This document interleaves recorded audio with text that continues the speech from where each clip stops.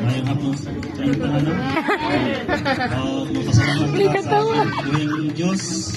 Niya kita karon. O sa atong nasabtan o atong paglawan mga puno. Sa pagsuot, atong karon punta walay katapusan pagkaon sa mga pulong sa Ginoo. Magpadayon kita. Naon kita class. Ako pasalamat nga kamo nakatulong karon. Sunod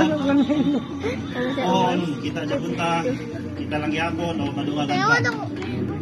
Magpasalamat sad ko sa akong igsoon nga ganyo ko niya nga siya bisa sa dugay panahon nga nagkauban mi pero marami igabig sa Ginoo nga ako kasing-kasing ang uban siya karon na ang panahon nga ipakita sa Ginoo sa kuwa nga ang pagbago dili pa palahin.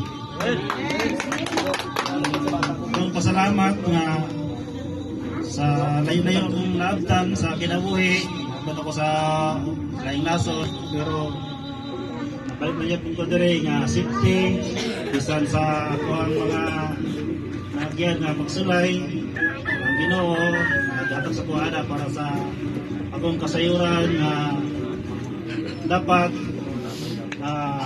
taas ang atong pagsulod sa kinabuhi. Dili lang sa kinabuhi na ito nga paglaw nga itong kinabuhi nga kauban ang Ginoo. Ora na, silupon.